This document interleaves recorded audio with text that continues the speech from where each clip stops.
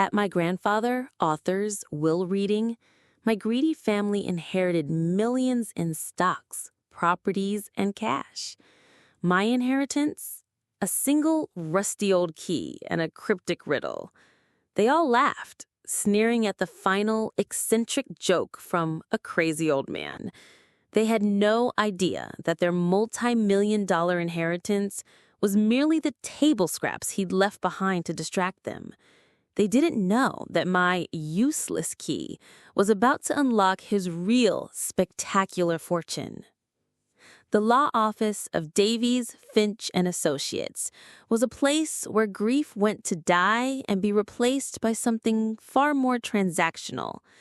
The air was thick with a sense of old paper, lemon polish, and the cloying perfume of my Aunt Amelia. I sat in a stiff leather chair that was cold to the touch, an unwilling participant in this final ghoulish family gathering. They were not here to mourn the man I had loved more than anyone in the world. They were here to pick over his bones. My Uncle Robert, my grandfather's only son, sat at the head of the table, attempting to look solemn and patriarchal. But his eyes, small and restless, darted around the room, already appraising the value of the life that had just ended. Beside him, my cousin Chad was scrolling idly through his phone, a bored, entitled smirk on his face. He was probably already shopping for a new sports car. The rest of my aunts and uncles were whispering amongst themselves, their hushed tones a poorly veiled attempt to hide their greedy, feverish anticipation. They were vultures, dressed in black, waiting for the feast to begin. When I had walked in, they had all greeted me with the same cloying, condescending pity. "Oh, Sara, dear," my Aunt Amelia had said, patting my hand with her cold, bejeweled fingers. "So good of you to come. This must be so terribly hard for you. You were always so close to your grandfather." Her emphasis on the word close was a subtle, venomous dart. It was meant to remind me that while I may have had his affection, they, the real family, were about to receive his assets. They saw my years of companionship with him, the weekends spent playing chess, the evenings reading history aloud, the shared love of puzzles and quiet conversation, not as a genuine bond, but as a foolish, sentimental investment that was about to yield no financial return. Mr. Davies, my grandfather's longtime lawyer and friend, finally entered the room, his face grim. He was a kind, weary-looking man, and as his eyes met mine for a brief moment, I saw a flicker of something in them, a shared secret, a twinkle of amusement. They gave me a small sliver of strength. He sat down, cleared his throat, and unsealed the will. "We are gathered here today," he began, his voice a dry rustle of paper, "to read the last will and testament of Mr. Arthur Pendleton." He began to read. It was a long and complex document, but the dispositions were clear. To his son, my Uncle Robert, he left his controlling shares in the family's manufacturing business. To my aunts, he left his various real estate holdings, the beach house, the city apartment. To my cousin Chad, he left a significant cash trust fund, designated for the pursuit of a worthwhile ambition, should he ever find one. A barely suppressed snort of laughter came from Chad at that small, posthumous jab. As each bequest was read, I could feel the atmosphere in the room lighten, the tension of anticipation replaced by the smug satisfaction of victory. They had won. The greedy had inherited the earth. Finally, Mr. Davies reached the last page. "And now," he said, pausing to look over the top of his reading glasses directly at me, "the final bequest." The room went quiet. All eyes turned to me, their expressions a mixture of morbid curiosity and pity. They were eager to hear what paltry, sentimental trinket the old man had left for his favorite, but clearly not financially favored, grandchild.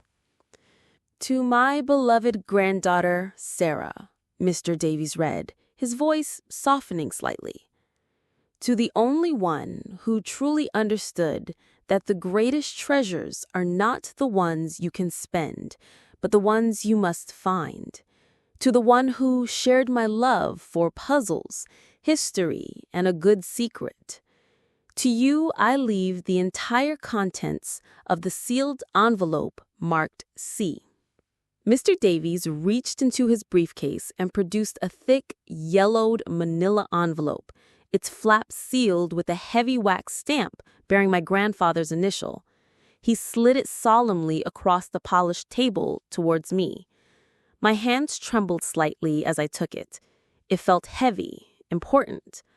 I carefully broke the seal and tipped the contents onto the table. There was no check. There was no deed.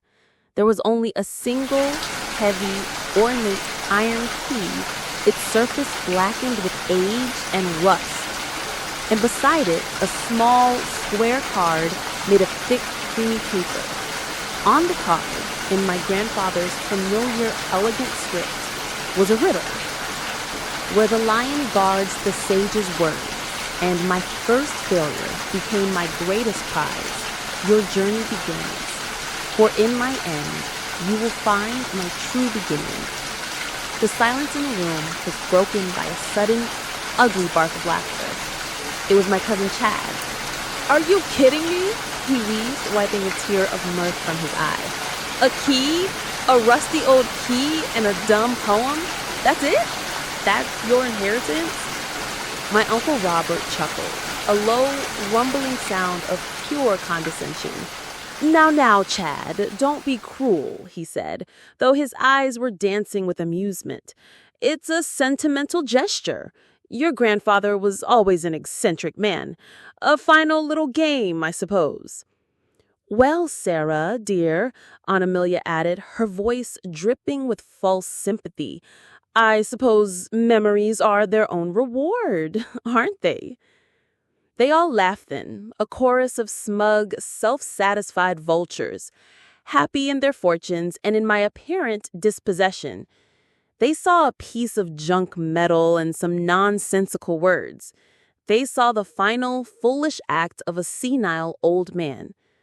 But I wasn't looking at them. I was looking at the key and the riddle, and a slow, secret smile was spreading across my face.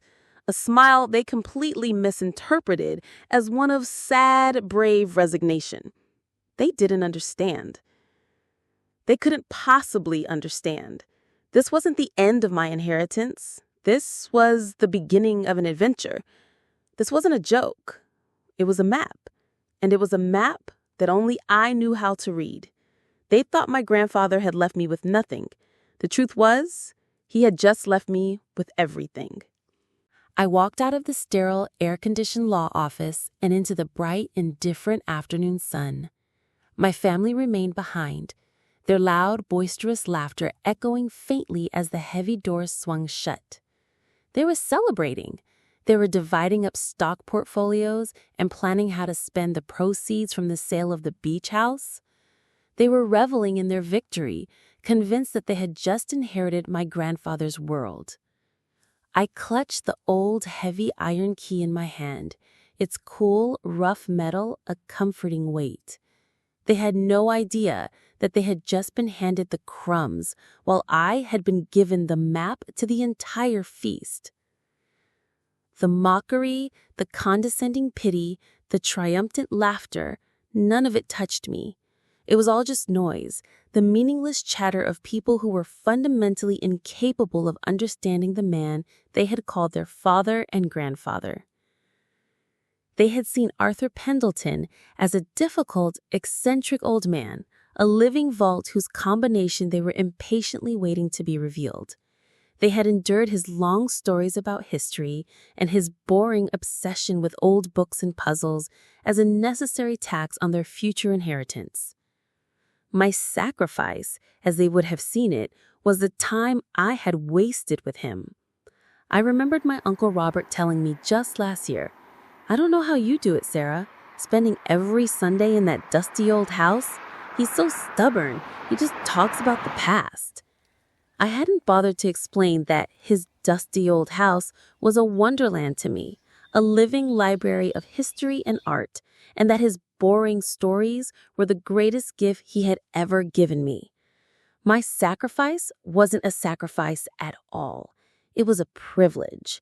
It was a choice to invest in love and knowledge while they were all investing in their own greed. I found a quiet bench in a small park across the street from the law firm and finally, carefully, looked at my inheritance again.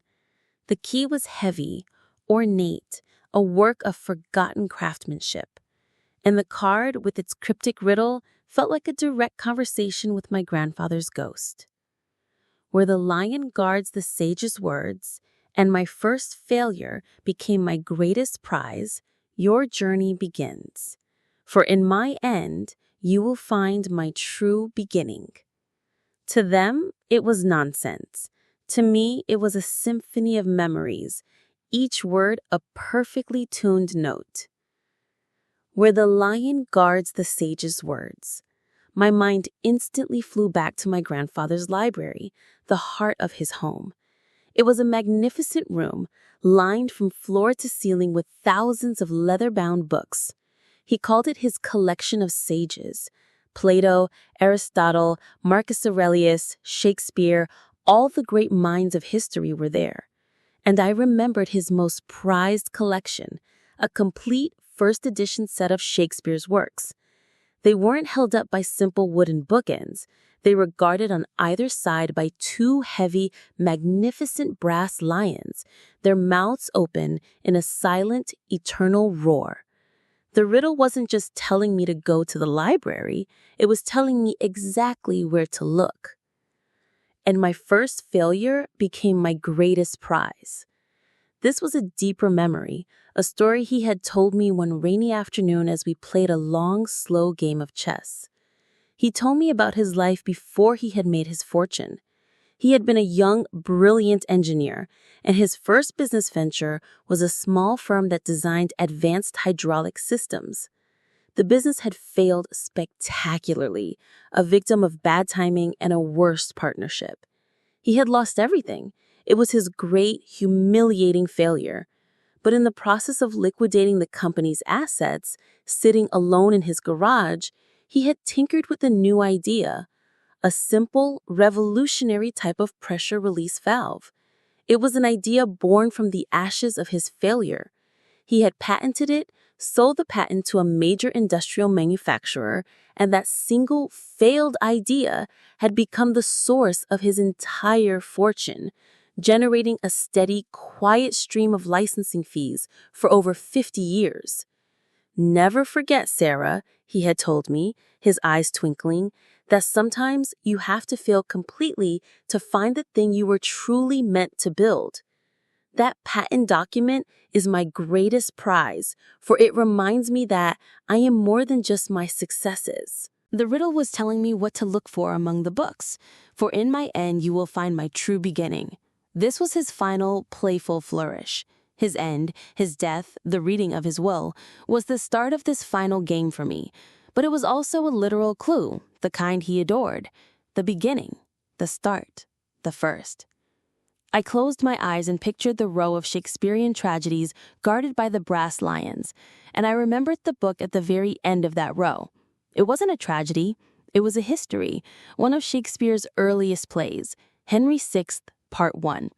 The beginning, tucked away at the end. The beautiful, perfect irony of it was so purely him that a real, genuine smile spread across my face. My secret weapon wasn't a document or a hidden account. It was the love we had shared. It was the hours I had spent listening, learning, and truly seeing him, while the rest of his family had only ever seen his bank balance. They saw a rusty key and a nonsensical poem. I saw a clear, precise, 3-step map. go to the library, go to the Shakespearean collection guarded by the lions, find the first part of Henry VI at the end of the row. And there, I knew, I would find the patent document he called his greatest prize. And the old iron key? It wouldn't open a door I could see. My grandfather was far more clever than that. I knew, with a sudden, thrilling certainty, that the book itself was the door. I stood up from the bench, my heart pounding with a familiar, exhilarating excitement. It was the feeling I always got just before a checkmate in one of our chess games. My family was off celebrating their hollow victory, cashing their checks and planning their futures. They had no idea that their inheritance was just the opening gambit in a much larger game, a game my grandfather had set up just for me. And it was my turn to make a move. I left the bench park, the cold iron key clutched in my fist, the riddle a burning ember in my mind. My family, in their celebratory haze, had probably already forgotten about me, the recipient of the strange, sentimental scraps of a will they considered conquered. They were making dinner reservations, calling their financial advisors, their minds a whirlwind of dollar signs. My mind was a whirlwind of something else entirely, of lions and sages, of failure and prizes, of beginnings and ends. I didn't go home. I got in my car and drove. The journey to my grandfather's house was a pilgrimage through a landscape of memories. Every street, every turn held a ghost of a past conversation. I passed the little ice cream shop he used to take me to after a good report card, the park where he taught me how to fly a kite, the old movie theater where we saw a black and white film festival one summer. He hadn't just been my grandfather. He had been my closest friend, my most ardent champion. And as I drove, the profound grief I felt for his loss was slowly, beautifully being replaced by the familiar, electric thrill of his presence. We were embarking on one last puzzle together. When I arrived, the house stood silent and imposing, a grand old Victorian that already felt lonely without him inside. A garish for sale sign from a high-end real estate agency had already been staked into the front lawn, a jarring, premature declaration of my family's intentions. It was a physical manifestation of their disrespect, their eagerness to liquidate a lifetime of memories.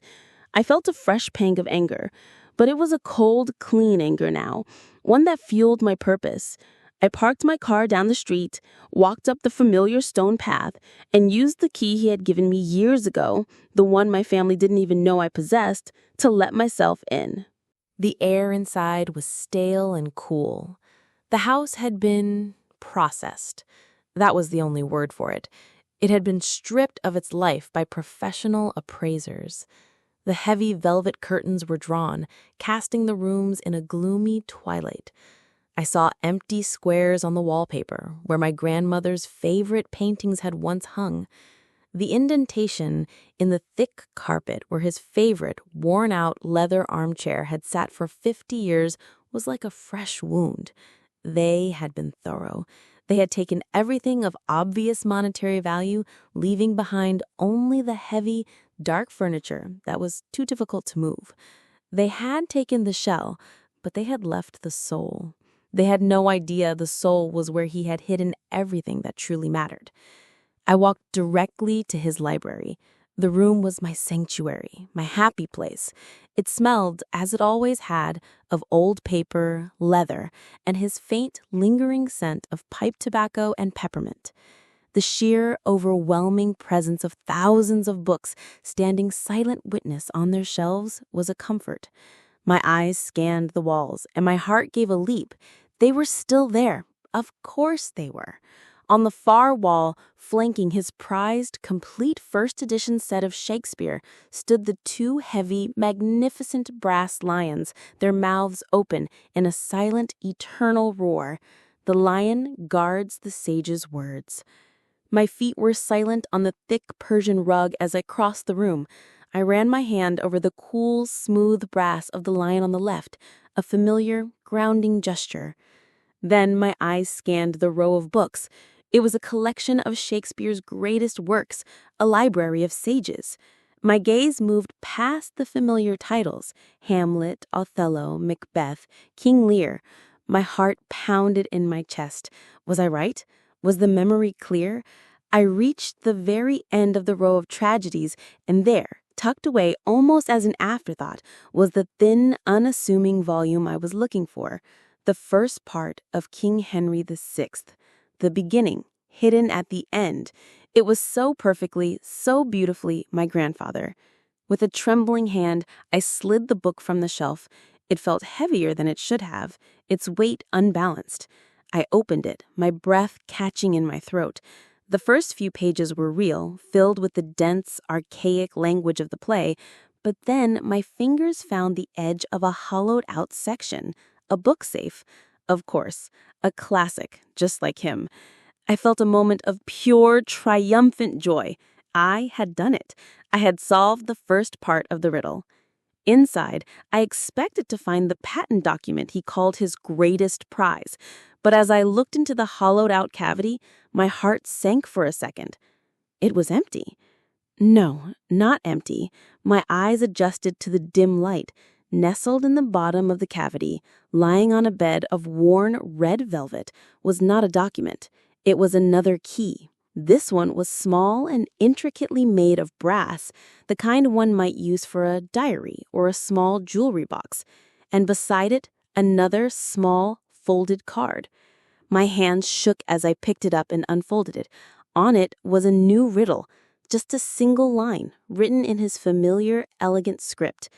The first gift I ever built for you holds the last gift I'll ever give. The disappointment I had felt vanished instantly, replaced by a fresh wave of love so intense it almost brought me to tears. I knew. Instantly, I knew exactly what he meant. The memory was as clear as if it were yesterday, my 10th birthday.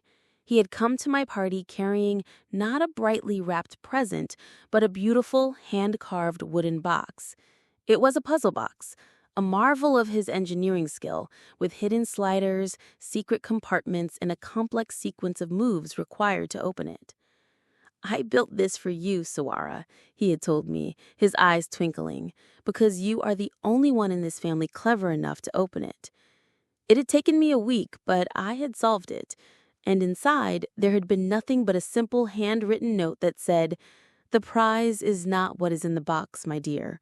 The prize is that you were able to open it." That box was my most cherished possession. It was sitting on the mantelpiece in my own apartment right now. He had led me on one last, beautiful chase, a journey through our shared memories, a puzzle only I could solve. The final, true inheritance wasn't even in this house. It was safe at home with me, where it had been all along. The family had picked the house clean, taking every object of value they could see, but they had missed the treasure, because the treasure was never an object. It was a memory. I clutched the new small brass key in my hand. The game was deeper, more beautiful, and more personal than I could have ever imagined.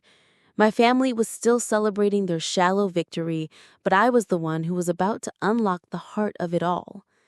I left the park and drove, not with the aimless drift of a grieving person, but with the sharp, focused purpose of a cryptographer who has just cracked a code. Every traffic light, every slow car in front of me was a small agony of impatience. The world outside my car windows was just a blur of mundane reality. My own reality had shifted into a heightened state of awareness, a world of clues and symbols, a world where I was once again in conversation with my grandfather. The key to his house felt solid and familiar in my hand. It was a simple brass key he had given me on my 18th birthday. "A family's home should always have a door open for you," he had said, pressing it into my palm. It was a promise my aunt and uncle had so easily broken, but one my grandfather had ensured I could always keep. Letting myself into the grand, silent house was like stepping into a memory. The air was still and cool, and my footsteps echoed on the polished hardwood floors of the foyer. The house felt hollowed out, its soul plundered. I walked through the living room, my fingers tracing the dust-free rectangles on the wall where my grandmother's beloved paintings had hung. I saw the empty space in the corner where the grandfather clock, a family heirloom for 200 years, had once stood. My Uncle Robert had probably already sold it. The thought, which would have broken my heart just yesterday, now only fueled the cold, hard resolve in my gut. They had taken the furniture. I was here for the treasure. I pushed open the heavy oak doors to his library, and I breathed. This room. This was the heart of the house. This was the heart of him. The familiar scent of old paper, leather, and his phantom smell of peppermint filled my lungs. The afternoon sun streamed through the tall, arched windows, illuminating the millions of dust motes dancing in the air like tiny silent fairies. The room was untouched, not because my family respected it, but because they had deemed it worthless. To them, a collection of old books was just heavy, dusty clutter. To me, it was a vault of priceless knowledge and shared love. My eyes immediately found the far wall, and a real, genuine smile touched my lips. The lions were still there. 2 magnificent, heavy brass lions, their manes polished to a dull gleam, their mouths open in a silent roar, loyally guarding the collection of Shakespearean works between them. I crossed the room, my steps silent on the thick, intricate Persian rug, a rug that depicted a map of the ancient world. I ran my fingers along the spines of the leather-bound volumes. Hamlet, Othello, Macbeth, King Lear. Each one was a memory, a story he had read aloud to me on a rainy Sunday. I moved to the very end of the row, my heart beginning to hammer against my ribs with a mixture of hope and anxiety. And there it was, just as I remembered. The thin, unassuming volume of the first part of King Henry VI. The beginning, hiding at the end. With a hand that trembled ever so slightly, I slid the book from the shelf. It was heavier than it should have been. The weight was wrong. I carried it over to his massive, carved oak desk and sat down in his worn leather chair. I opened the cover. The first few pages were real, filled with the beautiful, archaic script of the play. I turned a page, and then another, and then my fingers found it, the hard, sharp edge of a precisely cut, hollowed-out cavity. A book safe! I laughed, a real, quiet laugh of pure delight. It was so perfectly him. I reached into my pocket and pulled out the old, heavy iron key. It was not, I now saw, meant for a door. I examined the book's spine, and there, cleverly hidden within the gilded scrollwork of the title, was a tiny, almost invisible keyhole. With the focus of a surgeon, I inserted the tip of the iron key. It was stiff from decades of disuse. I applied a gentle, steady pressure, and with a low, grating click that was deafening in the silent room, a hidden lock disengaged. The cover of the book now swung open on a hidden hinge, revealing the secret compartment. My breath caught in my throat. I had expected to see the folded, yellowed pages of his patent, but the compartment was almost empty. My heart sank for a split second before my eyes adjusted. There, nestled on a bed of faded red velvet, were 2 items. The first was another key. This one was small, ornate, and made of polished brass. It was the kind of key one might use for a music box or a lady's diary. Beside it was a small folded piece of parchment tied with a simple, faded red ribbon. With trembling fingers, I untied the ribbon and unfolded the parchment. On it, in my grandfather's familiar, elegant script, was a new riddle. Just 1 line. The first gift I ever built for you holds the last gift I'll ever give. The tears that had threatened earlier finally came, but they were not tears of sadness. They were tears of overwhelming, unadulterated love. I knew. Instantly I knew. I didn't need any more clues. The image flashed in my mind, as clear as day. My 10th birthday. My grandfather arriving at my party, not with a brightly wrapped box like everyone else, but with a beautiful hand-carved wooden puzzle box. It was made of dark, polished walnut with intricate carvings of lions and stars. It had no visible locks, no hinges, no obvious way to open it. It was a marvel of his engineering mind built just for me. He said, "I built this for you, Sara, because you are the only one in this family with the patience and the mind to open it." It had taken me a full week of obsessive focus, but I'd solved it. A sequence of hidden sliders, a panel that had to be pressed just so, a final secret button. I remember the triumphant click as the lid had finally opened, and inside there had been nothing but a small handwritten note. "The prize is not what is in the box, my dear. The prize is that you were able to open it." That box was on the mantelpiece in my own apartment. It was my most treasured possession. He had led me on one last beautiful chase, a journey not through his house, but through our shared history. He had known my family would strip his home of everything of obvious value, so he had hidden his true legacy not in a place, but in a memory only I possessed. I carefully took the small brass key, closed the book safe, and slid it back into its place on the shelf, between the stages and the tragedies. I walked out of the library, out of the silent, plundered house, and back into the world.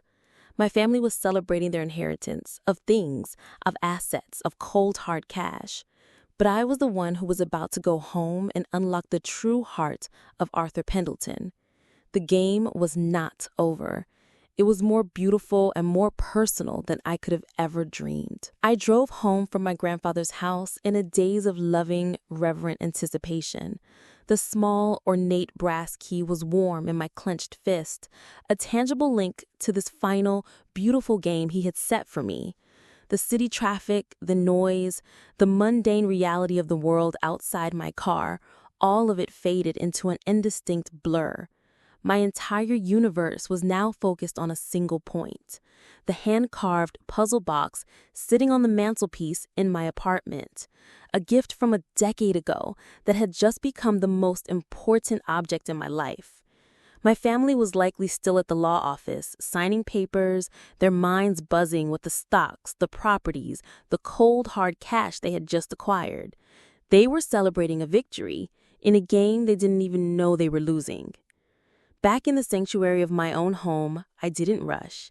This moment required a quiet reverence.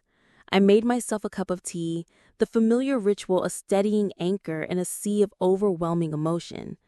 Then, with a small brass key in my pocket, I walked to the fireplace and carefully lifted the puzzle box from its place of honor on the mantelpiece. It was just as I remembered.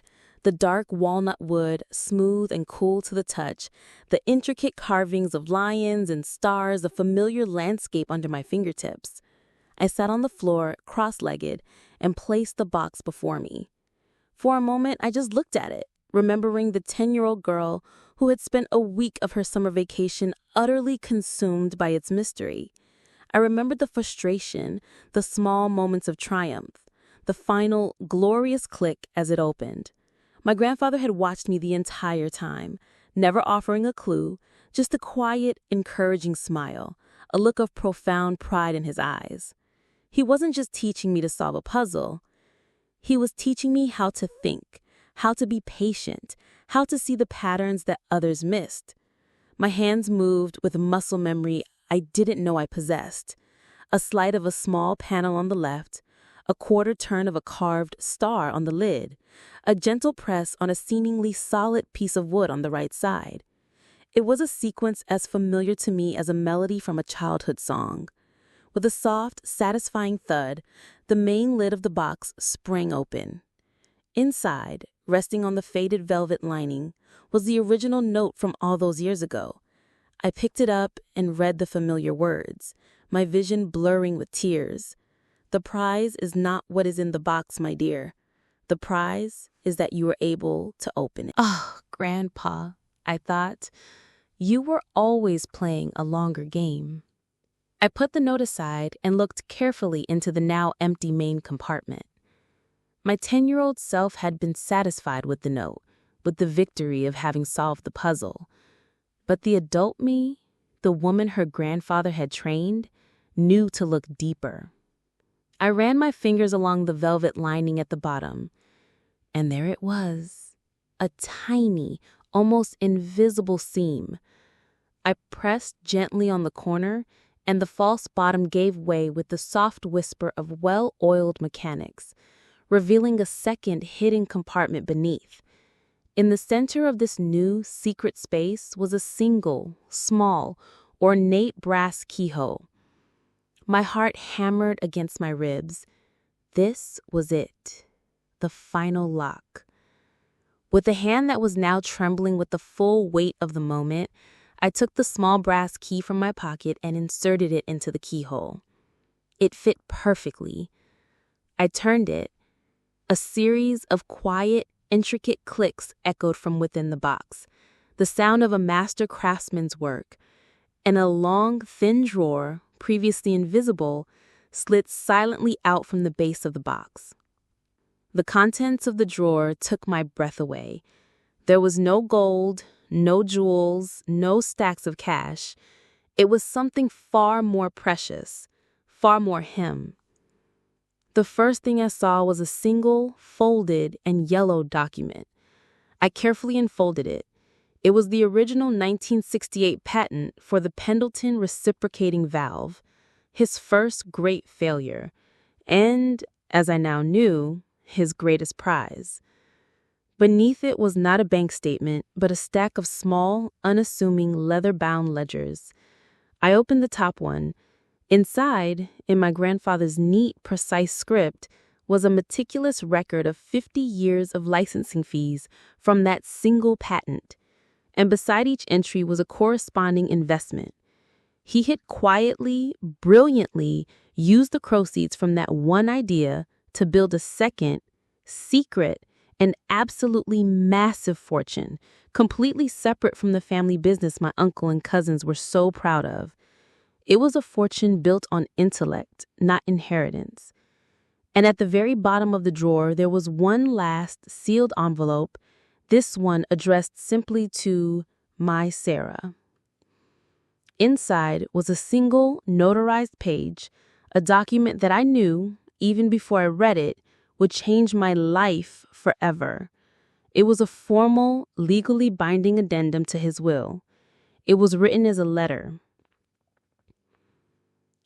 "My dearest Sara," it began, "if you are reading this, then you have done it. You have played our last game and you have won.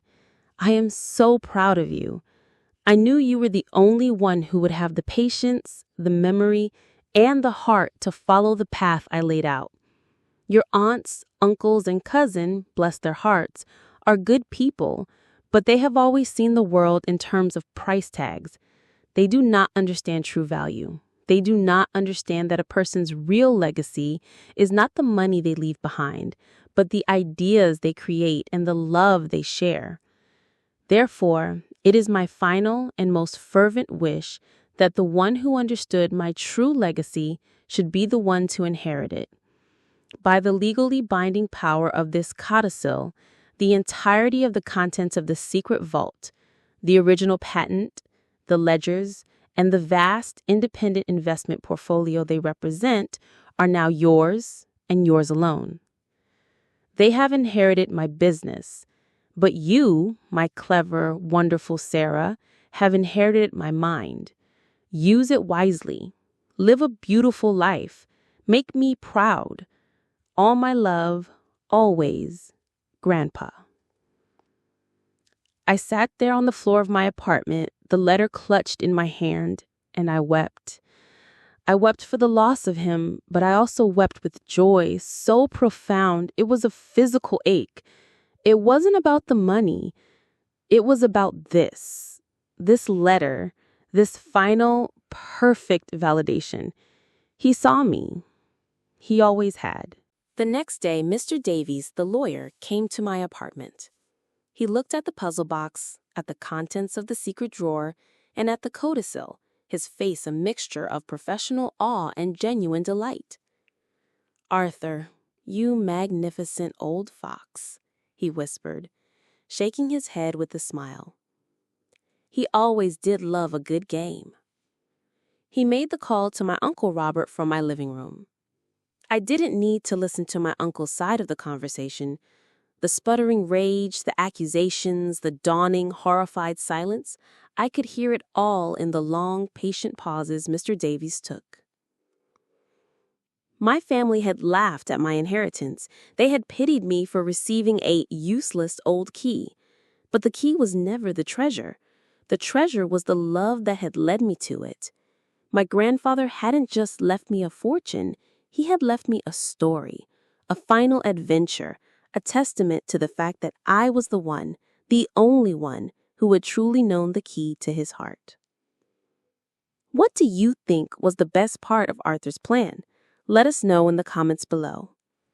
If you enjoyed this amazing story of a hidden inheritance, please show your support by hitting that like button. And be sure to subscribe for more daily stories of satisfying vindication. Don't forget to click the notification bell so you never miss an upload. Thanks for watching, and we'll see you in the next one.